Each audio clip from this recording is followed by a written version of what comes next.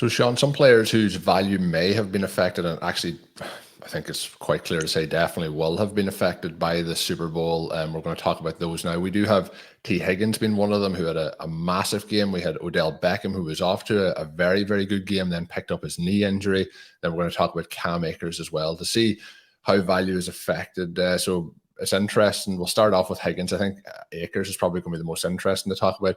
But when we look at T. Higgins and what he's done over the course of his first season and second season in the NFL, and then we get to the playoff stretch that he has had. There's been times where it's been quiet in year two. Year one was a huge success, but I think we have to say year two has been a huge success as well. We look at the Super Bowl, 4 for 102 touchdowns. I know people are questioning the second touchdown, the 75-yard one, whether that was, face mask, probably was, but it was pretty quick when it happened. So I can see why it didn't happen or wasn't given.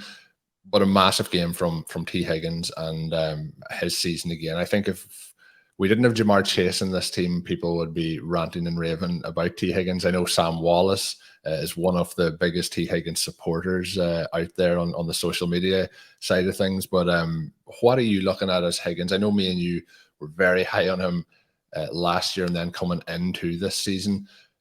If anything, after this season, I think we still have to be at an equal point or potentially higher on what he has achieved this year. And then obviously Burrow being 100% healthy back from his injury, we should see them probably strengthen that offensive line in the Super Bowl or in the draft, and through free agency. And then all of a sudden you've got these two superstars on the outside who defense can't cover both of them. And then if you add in motion to get them away from some of the better cornerbacks, we're into a situation where it's big games happening on a regular basis. So I think Burrow can support two wide receivers, and I think these are two of the best young wide receivers in the game. So we've talked a lot about Chase. He's one of the real top dogs, but T. Higgins can't be too far below that. Where are we looking at him in Dynasty as we head into this offseason? Yeah, T. Higgins, somebody that we absolutely love. JJ was on the show last week. He did a fantastic job, as you would expect. For anybody who was interested, make sure you check that out and check out his new site, thelateround.com. But he talked a lot about his year two model, and that's something that we've put a lot of emphasis on here at RotoViz through the years, right?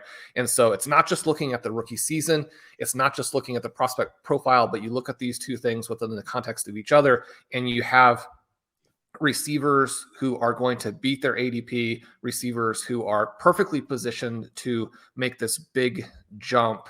And with that being the case, Higgins was the perfect person to be tried by.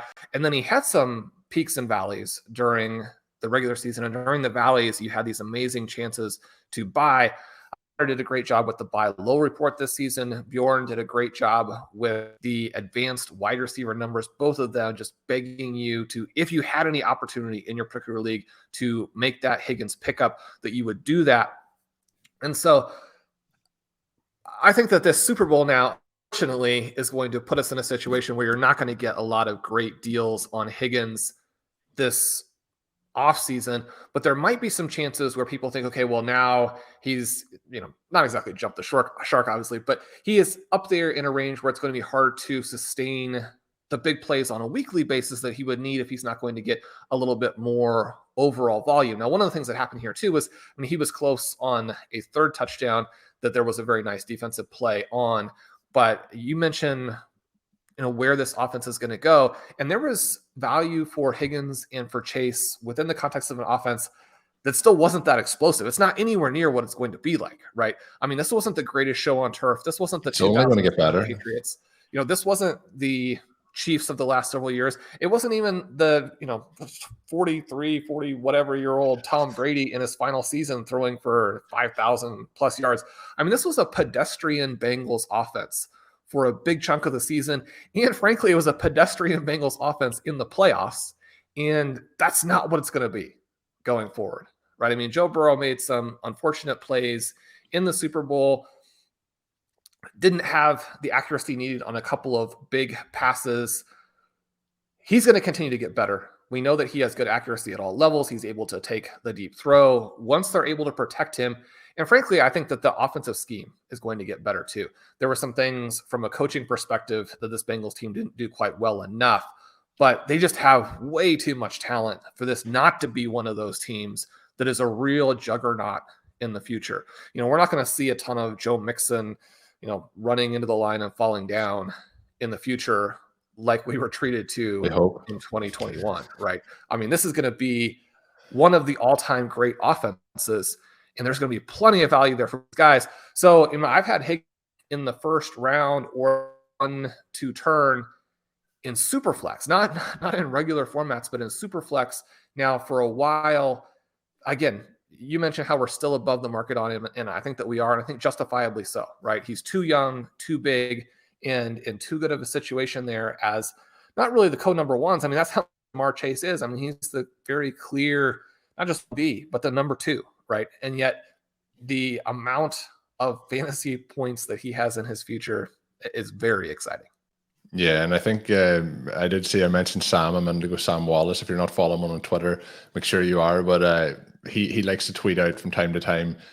If you're, there's no way you can pretty much be too high on T. Higgins. You're still too low on him. So I think he fits in with that category. I would definitely be, I'm going to say I'd be trying to acquire him. It's going to be very, very hard. I think that window, probably, I think a little bit of a tax to try and get him. But that also, of course, we're talking about Dynasty, but when we get to redraft and best ball, certainly somebody I think we can look to target. I think it's a situation where this is just going to get better. There was a lot of questionable decisions at times during the season from a play calling perspective, not aggressive enough in a number of situations, I felt, but we'll see what happens over the course of the offseason and if they can correct some of those. And I just think this team's going to continue to get better. Shawn, Odell Beckham, unfortunately, he's a player who's going to have a long road here of recovery.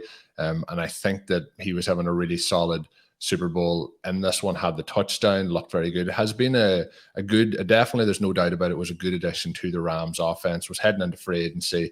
He did want to go to LA at the time that he left the Browns, so there was a chance that he would have tried to sign back there, maybe took a little bit less. It'll be interesting to see if that's what happens even after the injury, but heading into free agency, picks up the injury. Where are we looking at a player? I think he did rehab his value quite well over the last 3 to 4 months since he moved on from the Browns, but I think this is going to lower that value quite substantially. But does that maybe open a buy window to acquire him, to try and have him on some rosters as a lower end wide receiver for when the season does come back around? Now, this is an injury that the NFL players have rehabbed very successfully over the last 3-4 years. The surgeries are getting better. The rehab is getting better. All of those types of things I think are very promising. We do have receivers coming back from injuries quite quickly. And yet, now he's in the same situation that we unfortunately had with the Alabama wide receiver in the national championship game, where both of those guys will be in a race to be ready. And, with Williams, it's more a situation where you have the whole rest of his career to benefit from that recovery. With Beckham, it's less the case. And there's still these issues of, how is he going to fit into a locker room? Is he going to run the routes that he is supposed to run?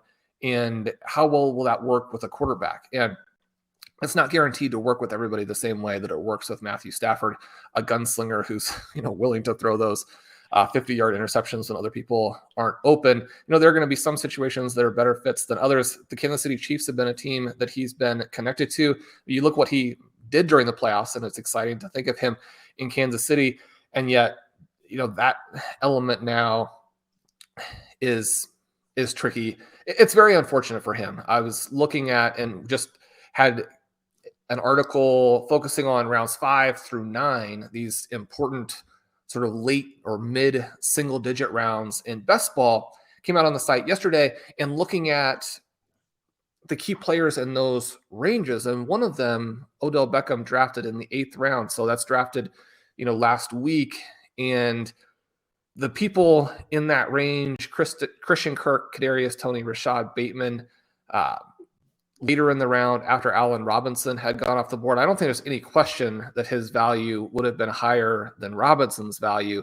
You look at the guys in round 7, Marquise Brown with the struggles in the second half of the season, Brandon Cooks with all the quarterback issues, Adam Thielen as the clear number 2, and with a lot of shakeup there, and with him, sort of falling off, Robert Woods coming off of the injury there and not looking that great for the Rams before the injury. I mean, Odell Beckham with a big Super Bowl, which he was well on his way to, easily elevates above those guys. And then unfortunately, because of the injury, I think we're now looking at him in the double-digit rounds. Yeah, it feels that way. And there's a lot of things that come into play as well. We talk about, age cliffs and players getting older, but, recovering from these injuries, although modern science and, physio and different activities like that there has really ramped up the success of these recoveries. Obviously, the older you get, the more tricky it is. And I always go back to the situation where it isn't like playing Madden. There is times where there's complications. We've seen Cam Akers, who we're going to talk about now, come back in record time from his injury. But we also see a player like David Bakhtiari for the Packers who injured himself before the playoffs the season before last, and then still didn't really get back to playing and missed out on the playoff loss to the 49ers this year with a similar injury to it seems like Odell has. So there is times where the recovery can be complicated, and I do believe this is the second time he has tore that ligament in the same knee. You mentioned players coming back over the last 3 or 4 years. He is actually one of those players who did come back successfully. So hopefully it'll be a full recovery, and this is where being a parent comes into things. There was talk obviously before the game about Odell and his partner that could have went into labor during the Super Bowl, but like when he got injured, that was the first thing I was thinking about is like, he's probably so excited to play in the Super Bowl and to have a child, and then all of a sudden he's probably preparing for knee surgery, come a couple of days after. So weird situations that can hit you in life. But first time I ever thought about that with a footballer's injury, which I thought was a strange thing to do. But Shawn, Cam Akers. Well, you mentioned some of these injuries and Tarek Cohen, another player who, we had sort of anticipated to have him back. And one of the things is that until you get more information, it's hard to know exactly what the timeline is going to be. And anytime that you're injured in the second half of the NFL season, that timeline is very important, right? Because it's going to be compressed as you get close to training camp, the first month of the season, all of those things, how many games you miss and what level you come back at. If you come back at 90%, one of the things that we talk about a lot, and especially the case with older players, because they're not going to be given the same sort of opportunities and leniency when it comes to more reps, is that, 90% often doesn't get it done, right? Because these NFL players are so good that the margins between them in terms of the athletic levels and then obviously your actual skill set factors into that as well. It's not just athleticism, it's all the skills that you bring to the table. But when the margins are so low, you don't have to be that far down from your 100% to not be an effective player. And so a lot of uncertainty there. And like you mentioned, an unfortunate situation. We never want anybody to get hurt. And in some ways, with that being juxtaposed within this context of the Super Bowl, it's even harder to get hurt at that point. I think the silver lining or the happy element of the story is the Rams did win, and so he's the Super Bowl champion. And that is a very different, I think, scenario for him in terms of how he feels about the whole thing, versus if they had lost that game.